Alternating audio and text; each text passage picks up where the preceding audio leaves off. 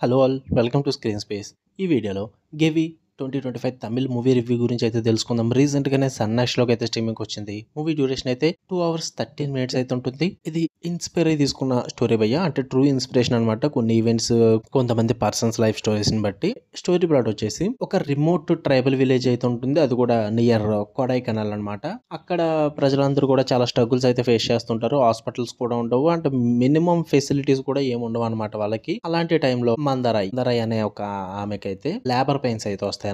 అదే టైంలో తన హస్బెండ్ అయిన మలయన్ కూడా కొన్ని స్ట్రగుల్స్ అయితే ఫేస్ చేస్తూ ఉంటాడు. ఆమెని ఎలా హాస్పిటల్ తీసుకెళ్లారు, అసలు ఏం జరిగింది, ఎన్ని ప్రాబ్లమ్స్ ఫేస్ చేశారు, వీటన్నిటి చుట్టూ నడుస్తుంది అనమాట ఈ మూవీ వచ్చేసి. ఇక ఈ మూవీ నాకు ఎలా అనిపించిందంటే, ఫస్ట్ థింగ్స్ ఫస్ట్, నాకైతే ఇలాంటివన్నీ మనకి వినడానికి అయితే బాగుంటాయి భయ్య. బట్ చూడడానికి అయితే కొంచెం, అంటే ఆ 2 అవర్స్ మనల్ని ఎంగేజ్ చెయ్యాలి. బట్ అక్కడ ఫెయిల్ అయ్యారనే చెప్పాలి. ఇట్ వాజ్ యావరేజ్ వాచ్ అనిపించింది. యావరేజ్ కన్నా తక్కువే.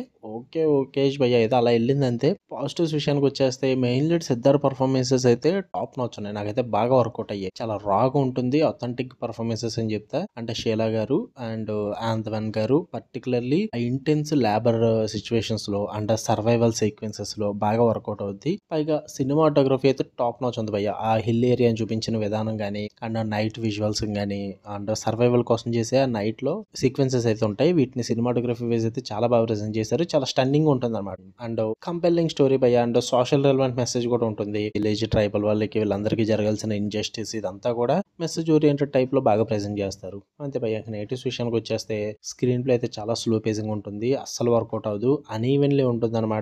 పర్టికులర్లీ ఆ సెకండ్ హాఫ్ అయితే మీ పేషెన్స్ ని ఖచ్చితంగా టెస్ట్ చేస్తారు భయ్య. నాకైతే చాలా ఓపిక కావాలనిపించింది. నాకు అసలు వర్కౌట్ అవ్వలేదు. ఇంకా సపోర్టింగ్ క్యారెక్టర్స్ కానీ, అండ్ విలన్ మోటివేషన్స్ కానీ, అఫీషియల్స్ రాసుకున్న క్యారెక్టర్స్ కానీ, ఇవన్నీ కూడా వన్ సైడెడ్ స్టోరీలా ఉంటుంది అనమాట.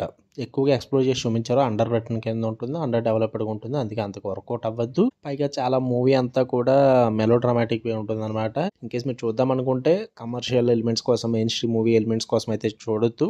క్యాజువల్ ఆడియన్స్ అయి ఉంటే కనుక మీకు అంతగా వర్కౌట్ అవ్వదు భయ్యా. ఎలాంటి ఎలిమెంట్స్ ఏమీ ఉండవు. ప్యూర్ తమిళ్ ఫ్లేవర్ తో చాలా రాగా, చాలా గ్రౌండెడ్గా ఉంటుంది మూవీ అన్నది. వాటి పరంగా ఓకే అనుకుంటే చూడండి. నాకైతే ఓకే అనిపించింది. సన్ నెక్స్ట్ లో అయితే స్ట్రీమ్ అవుతుంది. ఫ్యామిలీతో కూడా చూడొచ్చు, ప్రాబ్లం ఏం లేదు. మీకు కనుక వీడియో నచ్చితే లైక్ చేయండి, షేర్ చేయండి, మీ ఒపీనియన్స్ కూడా కామెంట్ చేయండి. మన నెక్స్ట్ వీడియోలో కలుద్దాం. Until then, love you all, by.